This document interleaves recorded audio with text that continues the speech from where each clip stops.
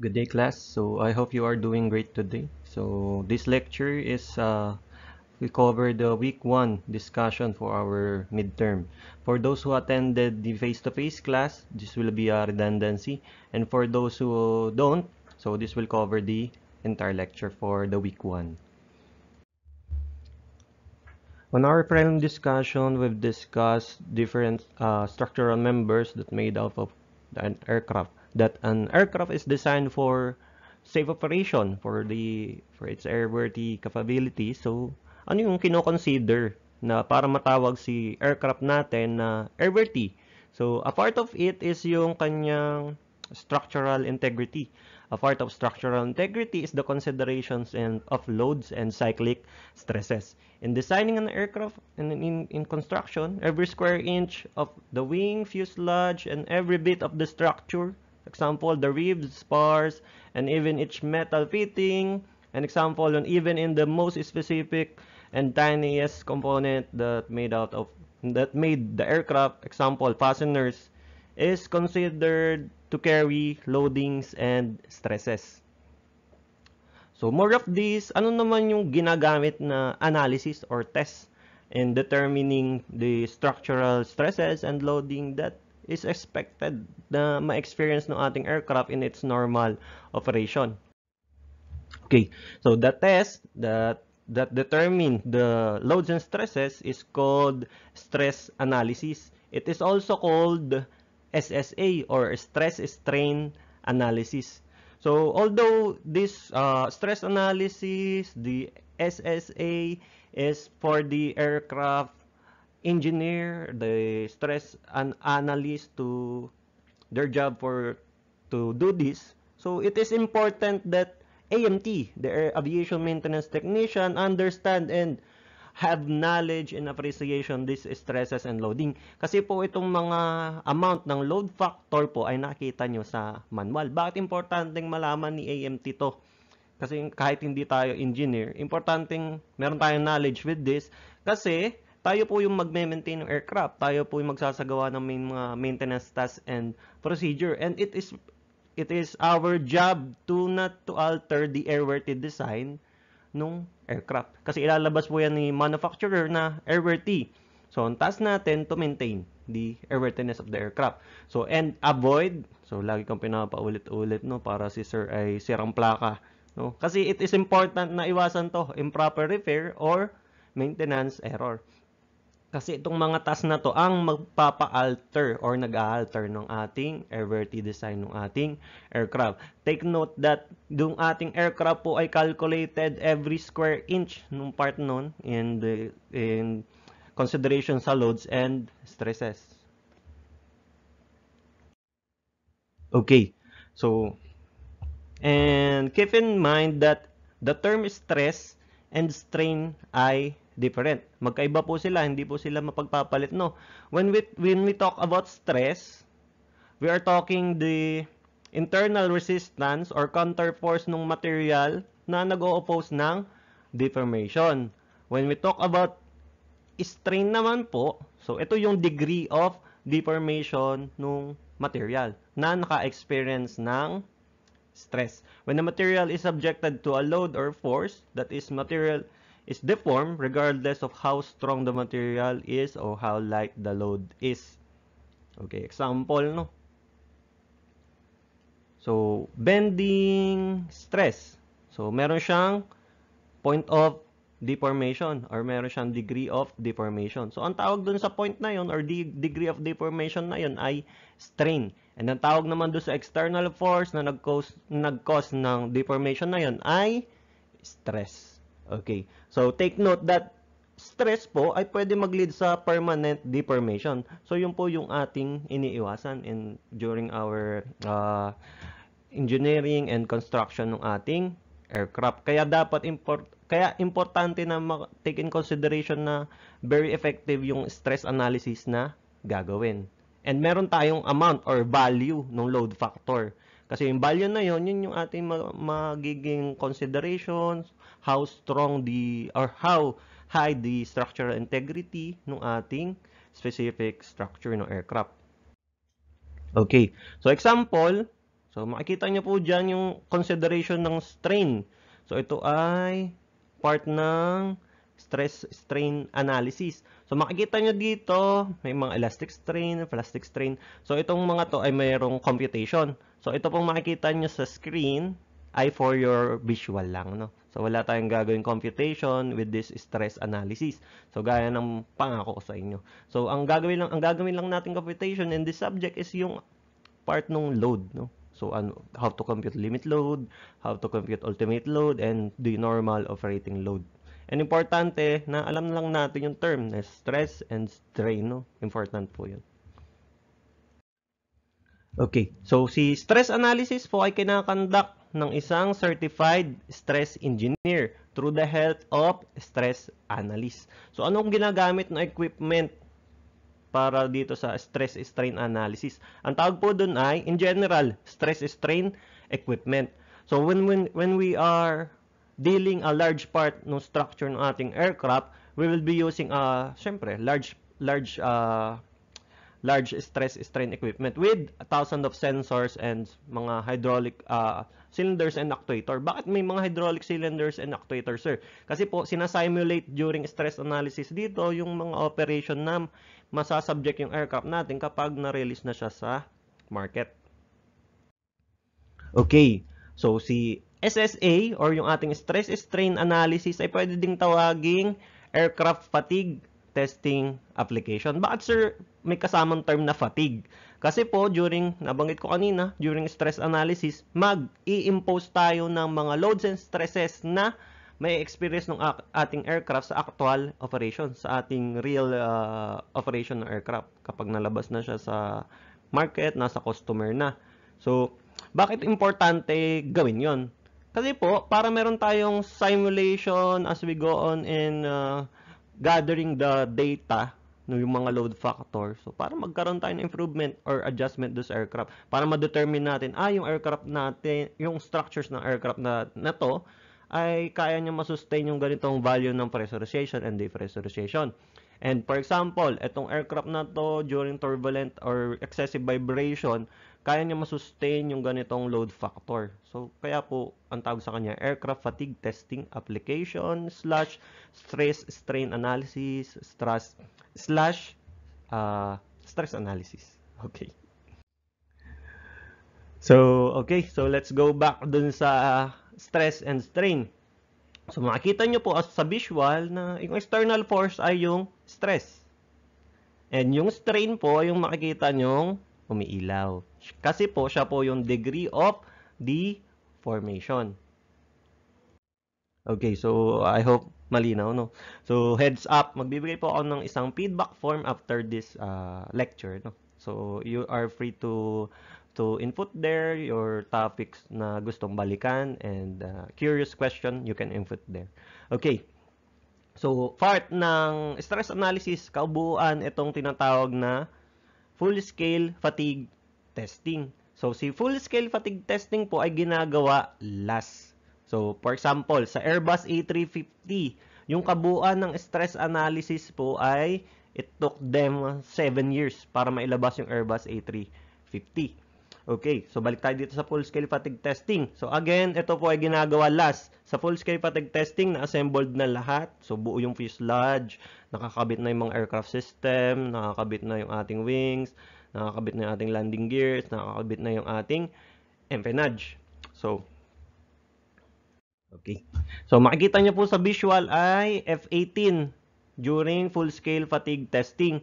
So makikita nyo po dyan yung chamber na kung saan siya nakalagay, ang tawag po dyan by jargons ay torture chamber. Bakit, sir, torture chamber? Kasi po, yung aircraft po na nailalagay dyan ay masasabak sa iba't ibang simulation ng actual operation ng aircraft. For example, emergency landing, so auto brake test, water intake. So, etong torture chamber, part pa lang to ng full-scale fatigue testing. Okay. So, sa Boeing na aircraft, in manufacturing Boeing ang aircraft, so, yung stress analysis or yung ating mga stress strain analysis ay ginagawa po nila ng 3 lifetimes ng aircraft. So, ano, sir, yung 3 lifetimes ng aircraft? For example, yung isang Boeing aircraft ay merong LOV na 60,000 flight hours. During full-scale fatigue testing sa Boeing po gagawin po nila yun ng times 3. Okay. So they are very keen dun sa ganitong stress strain analysis. Kasi yun po yung important na ma-simulate lahat ng expected na environment na masasabak yung ating aircraft in normal operation. Okay. So makikita nyo po dito sa video ay ito ay Boeing 787.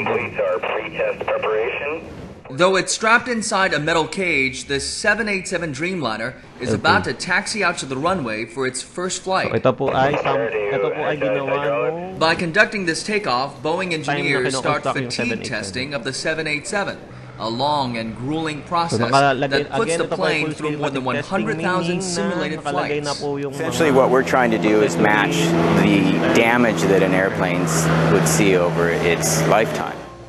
Unlike static testing, which pushes the plane to extremes to see how strong it is, fatigue testing shows how the structural integrity holds up over time. We're demonstrating the durability of the airplane, checking our structural maintenance procedures. So we do them first on this airplane before an airline has to. Validate that we do have inspection techniques where we can find any cyclical damage well before the fleet will experience it. To simulate multiple flights, Boeing mounted the airframe onto a specially designed test rig and then connected more than 100 mechanical devices to the exterior, from the leading edge of the wing to the tail fin to the fuselage. With this setup, engineers in a nearby control room can direct the devices to apply loads to the plane, basically pushing and pulling on the surface over and over again. So it mimics the ground-air ground cycle. We're going from taxi conditions to takeoff, cruise, landing, and again taxiing to the terminal essentially. And because airlines will use the 787 on very different routes, stress analysts designed several flight profiles to recreate the range of conditions the plane is likely to face over its lifetime. And when we come out here, we verify that our analysis said we see this. The tests, we did see this, therefore our analysis is okay. From this day on, engineers will be testing the plane 7 days a week for 3 years. When it's all said and done, this plane will have flown about 3 times the number of flight cycles a 787 is likely to face. It's part of the exhaustive program to certify the Dreamliner. As an engineer, it's a fantastic time. There's a lot of pride involved to be part of a program like this and to help usher it into the public and see people flying it safely.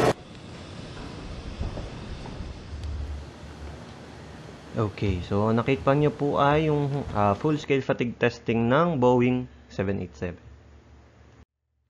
Okay, so another video will take you apart ng full-scale fatigue testing na ito yung mga flight test. So dito, si aircraft na full-scale fatigue testing po ay nakalabas na dun sa torture chamber. So let me play the video.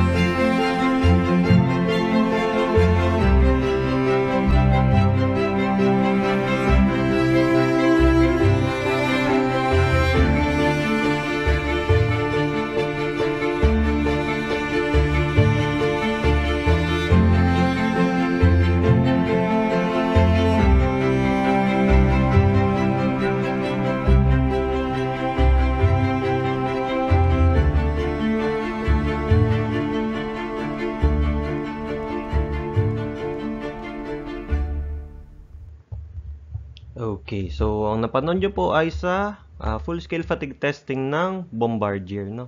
Okay. So, sir, curious question, no? Baka may gusto magtanong na si AMT po ba pwede maging part nitong team na gumagawa ng stress ng full-scale fatigue testing or ng stress analysis? The answer is yes po, no? So, kailangan nyo lang po kayo ay maging isang certified na for this process. Sir, edi ang tawag na po sa inyo ay stress technician. Okay? So, pero may mga scenario na si technician, si AMT ay nagiging stress engineer. So, meron po 'yun, no? Ganun po kalawak si aviation. So, makikita nyo dito, sa part ng video, yung bird strike testing. So, dati po, ginagawa po 'yon. Pero nowadays, yung ating mga CFM56 po ay kaya na po mag-disintegrate ng mga ibon na papasok doon sa engine. Okay, so hindi na ginagawa ngayon yung bird strike testing. So, pagkakaalam ko, you can correct me if I'm wrong.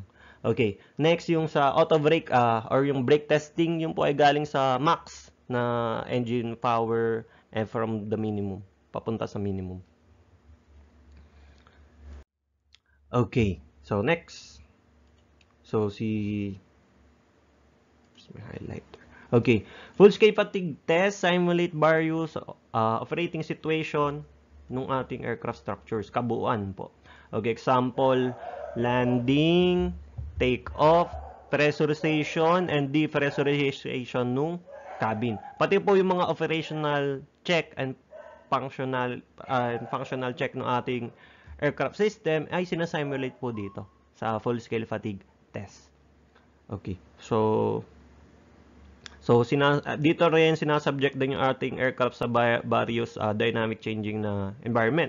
So, flight types, example, rough, smooth, emergency landing, and so on. Okay. So, the test lasts a few years to simulate several times the lifetime of the aircraft. So, gaya nga po na napanood nyo doon sa kabilang video na sa Boeing 787, sinimulate nila yung buong lifetime ng aircraft times 3. Okay. Okay, so ultimate load test. Sa ultimate load test po ay isang type ng stress analysis or stress strain analysis. So ito po ay unang ginagawa bago yung full-scale fatigue testing na po. Ito ay individual components and part ng aircraft yung ino-ultimate load test. Example, wings. Example, doors. Example, empennage. And dito sa ultimate load test, ina-achieve or kinukuha po yung value ng tinatawag na ultimate load. Sir, ano yung ultimate load? Tinatawag din itong ultimate load na design load. Ito po yung pinaka-peak ng structural integrity ng ating aircraft structure. For example, sa wing, 3.5 na load factor. For example. Okay. So, ito yung ina-achieve dito sa ultimate load test. Kinukuha nila yung ultimate load or yung design load or yung peak ng structural integrity ng components or no structure. Okay, so I will play a sample ng ultimate load test na ginawa sa wing structures.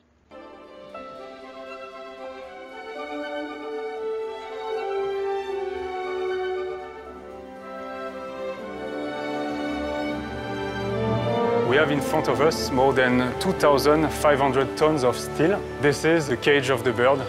We will go to the extremes to check the structural behavior of the bird.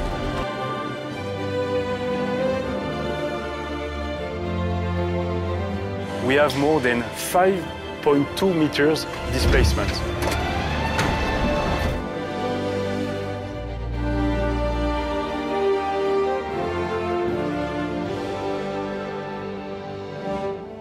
Okay, so as you can see there, no? So during ultimate load test again, kinukuha po yung amount ng ultimate load or yung structural or yung peak ng structural integrity no aircraft component and structure. Example, wing structure.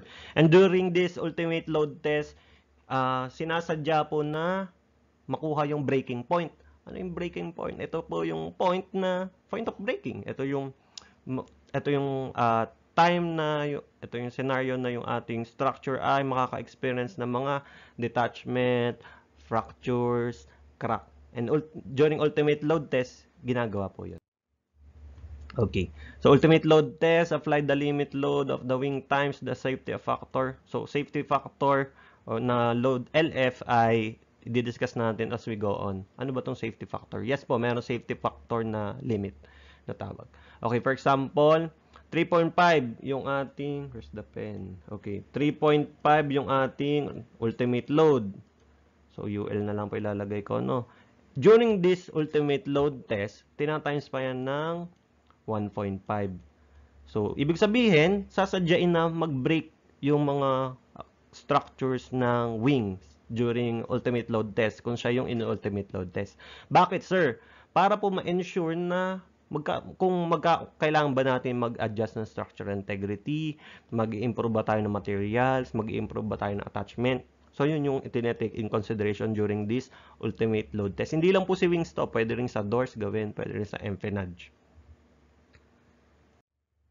Okay, so during this ultimate load test, the load is increased in several small steps. So even at that point, all wing components, including ailerons and flaps, must work correctly. So during this test, dapat gumagana and nag-ooperate na maayos yung ating mga flight control surfaces.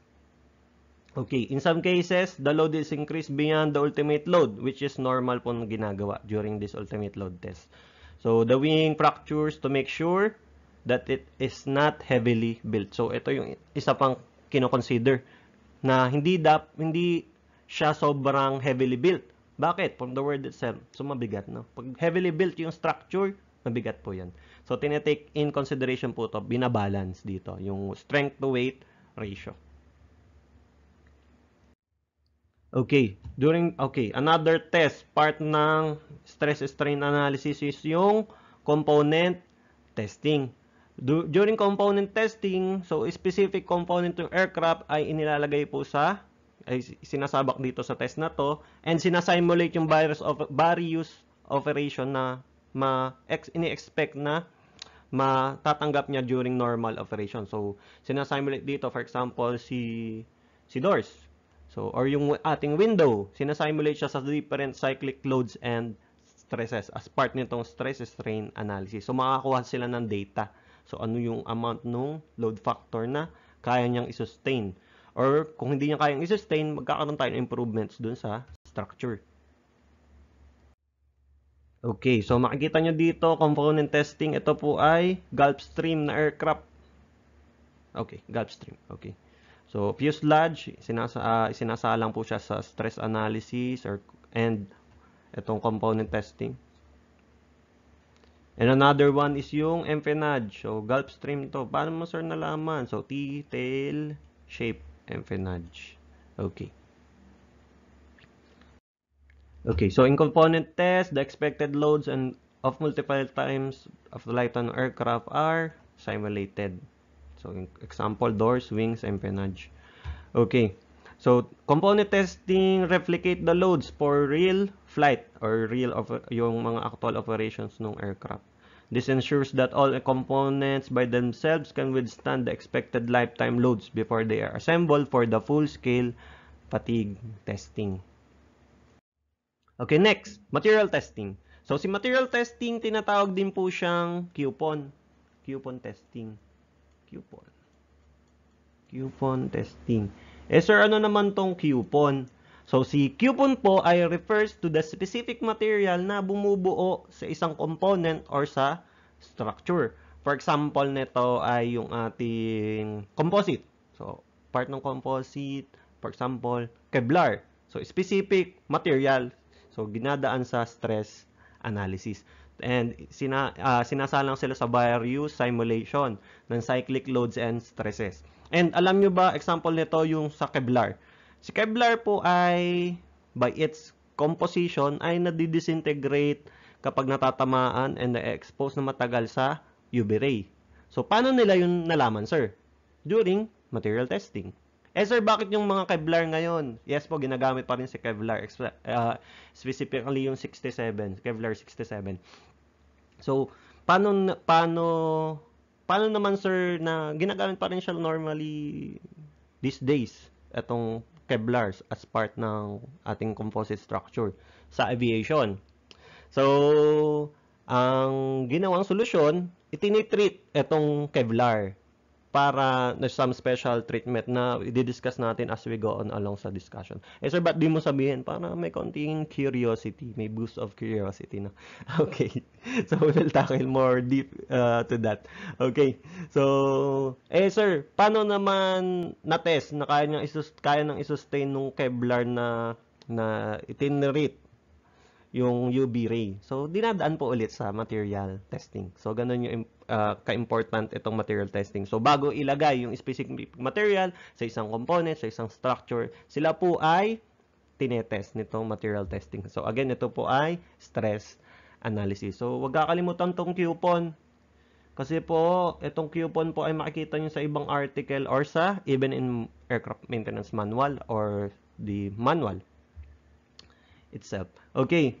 So, baka maligaw, no? Okay. So, again, coupon is specific material that made up itong ating mga components or structures. Okay. So, I hope all clear so far. Okay. Okay. So, ito yung nabanggit kanina. So, the load is applied to single material coupons to test the resilience of these materials. The coupons need to withstand cyclic loads, tension, compression, bending, and torsion. Okay, so review. Okay, so ito yung review sa part ng ating prelim discussion. So, sir, bakit diniscuss mo rin ng prelim itong major stresses? Kasi po, ayaw mag-discuss ng principal units ng aircraft, ang configuration ng fuselage, ng empennage, na hindi kayo at least ma-refresh nitong major stresses. Okay. Okay, first, tension. Okay, so si tension is the stress that resists a force that tends to pull something apart. So, review. Si stress ay external force. Okay. Okay, so ano naman yung resistance ng structure dito sa tinatawag na tension? Ang tawag po sa kanya ay tensile strength. Ito po ay measured ng pounds per square inch. Sir, saan pong test makukuha itong value ng tensile strength? Sa stress analysis. Okay. So, tension. Okay, so again, tensile strength, material property, ito yung ability to withstand itong tension stress na walang nangyayaring permanent deformation. Okay, so justification.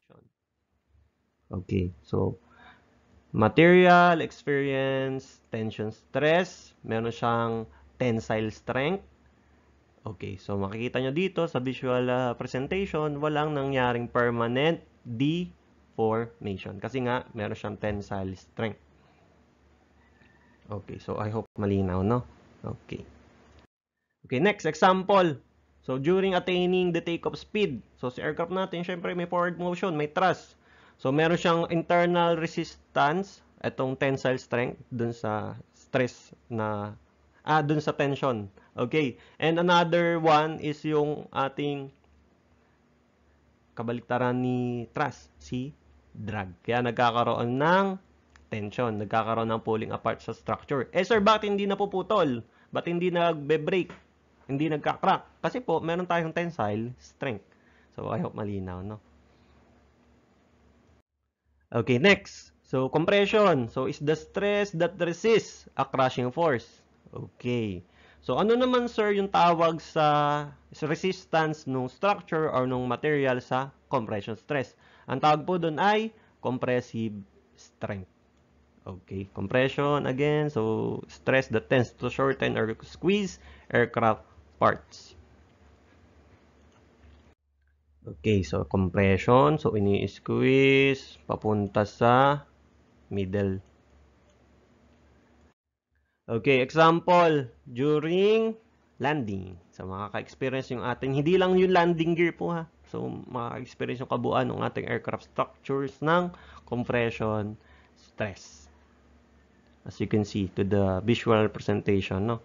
Ito po ay naka-experience yung aircraft natin ng crosswind during landing approach. Kaya medyo tabingi. Pero nag-straight naman. Okay. Next. Okay. So, again, compression strength or compressive strength, isa lang po yun. So, referred dun sa material property na nagwi-withstand ng compression stress. So, na walang nangyayaring permanent deformation or failure dun sa structure. Okay, next stress is yung torsion. Okay, so si torsion yung stress na nagpo-produce ng twisting. Eh sir, ano naman tawag dun sa resistance ng material dito sa torsion? Ang tawag po sa kanya ay torsion strength or torsional strength. Isa lang po yun. Okay. Okay, so example nito yung ating power plant. So specific yung sa ating engine, meron siyang mga turbine fan blades, mga fan blades, okay, na umiikot. So yung operation ni engine, yung pag-ikot niya, ini-intend niya na isama yung kabuuan ng aircraft structures. Eh sir, bakit hindi sumasama? Dahil nga po, meron tayong torsional strength. Okay, sana all clear so far, no? So, pagdating sa quiz or sa exam or sa recitation, ay wag malilito. So, pag compression stress, compressive strength. Pag torsion stress, torsional strength. Pag tension stress, tensile strength. Okay, so I hope it's all clear so far, no? Okay, next, shear. Okay, si shear stress, ito yung nag-intends na mag-slide apart or mag-slide over yung isang adjacent layer sa isang layer ng ating structure. Example nito yung ating airframe skin. Okay, so sir, ano naman yung tawag sa resistance ng material or ng structure sa shear? Ang tawag sa kanya ay shearing strength or shear strength. Isa lang po yun. Okay, so in doing durability test ng each material coupon or na structure, so, during component testing, kapag meron na silang value or result for nakuha na nila yung tensile and compressive strength, minsan po ay isinasantabi muna tong pag-compute ng shearing strength. Bakit sir? Kasi po, meron na tayong value. Paano mo naman sir mas nasabing may value na? Kasi po, si shearing strength ay equal to or less than ng tensile or compressive. So, as much the information and the result na nakalatag, meron na siyang estimated value nitong shearing strength. Okay. So, aircraft parts, subject, especially screws, bolts, and rivets, yung mga point of attachment, so, nasasubject sa shearing force. Kaya, example nito ay itong ating airframe skin. Okay, next. Ito yung famous na combination stress ng compression and tension. Ang tawag sa kanya ay bending stress. So, sa bending stress, may bending point. Ito yung point ng pagkakabend ng structure or ng material. So, hindi na natin yung kukumputin, no?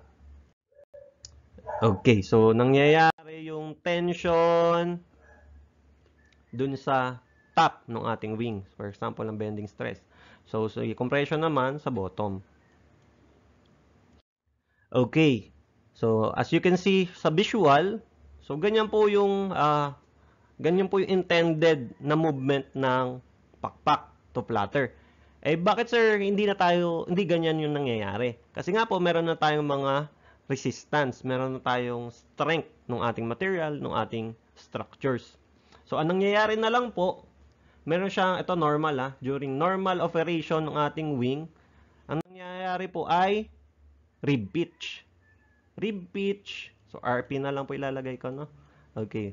Rib pitch na 20 cm.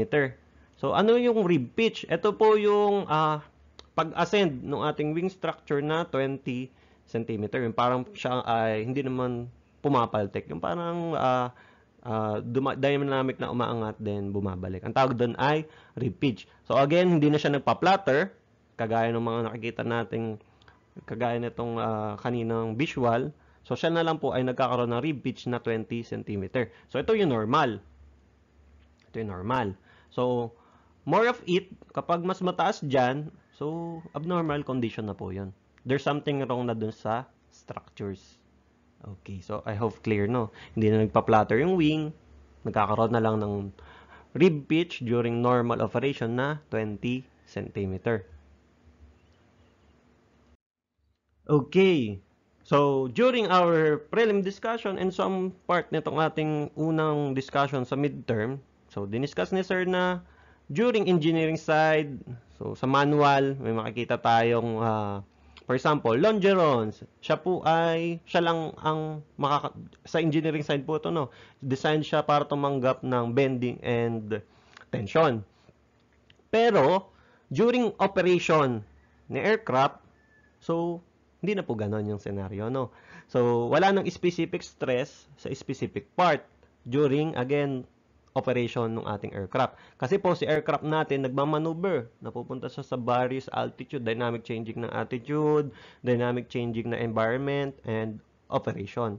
Kaya, for example, si wing, pwede siya maka-experience ng torsion. Okay, tama po yung narinig niya, no? Pwede siya maka-experience ng tension. Dalawa na po yun. Pwede siya maka-experience ng compression. Pwede siya maka-experience nitong bending. Okay. So, wala nang, during operation, walang specific stress sa specific part. Justification, again, sa empennage, pwede siya maka-experience ng bending. Tama po yung narinig nyo. Kasi meron dyan mga movable parts. So, pwede siya maka-experience ng shear kasi may mga attachment, may mga layers ng attachment. Pwede siya maka-experience ng tension. Pwede siya maka-experience ng pulling apart kasi may mga external forces na pwede ma-apply sa kanya during normal operation. Okay, question. Okay, so for those na umattend ng face-to-face class, so they benefit dito sa question na to, no? Okay, so I know alam niyo na yung incentive. Okay, so nasagot nila to during face-to-face class. And for those na nakakikinig nitong lecture, so okay, so question. Pero pag-iisipan ko kasi wala akong mabibigyan ng incentive ko anong gagawin, no? Okay. Okay, the question is, ano naman tawag doon sa resistance ng kabuuan ng aircraft structures dito sa mga major structural stresses dito sa bending, the shear, tension, compression, and torsion? Okay, ulitin ko. Ano yung tawag sa resistance ng ating aircraft structures dito sa mga structural stresses and even doon sa cyclic loads? Okay. So, ang tawag po doon ay strength of the structures or dun sa structural strength. Okay. So, ito yung resistance doon sa major structural stresses. Ang tawag again sa kanya ay structural strength or strength of the structure. So, I hope na clear itong ating discussion today. Okay. So, again, doon sa mga umattend ng face-to-face class, ito po ay redundancy. So, hindi lang sa subject may redundancy si sir, no? Pati sa lecture. And for those na hindi naka-attend itong week 1 discussion, so ito po yan, no? Okay. Okay, so I think that's all for today. So again, if you have question, I will be sending a feedback form. For those who attend the face-to-face class, you can ask question there, no, sa feedback form. If meron kayong curious question, you can ask there, no. So I will answer all of that. And dun sa ngayon lang naka-attend itong ating lecture, and dahil for some reasons nung nangyari during a face-to-face class, and okay, so yun, you can input your feedback questions. If may mga topic na gustong balikan, so you can input again dun sa feedback form. But sir, may feedback form para po ma-cover natin yung mga gaps itong ating lecture. So sa fourth year, so and second year na classes na I handled, so yan po yung gagawin ko, no? Okay. So and part of continuous learning. Okay. So I won't take a lot of your time na. Okay, so I think that's all for today. So if you have again curious questions na topic na gustong balikan, again there's a feedback form after this. And okay, so that's all for today again. Paulit-ulit si sir. Okay, so I hope you are doing great again. So enjoy the rest of this holidays. So okay. So be safe. Okay, keep safe everyone. Thank you for listening. See you on face-to-face class next week. Okay. So ingat.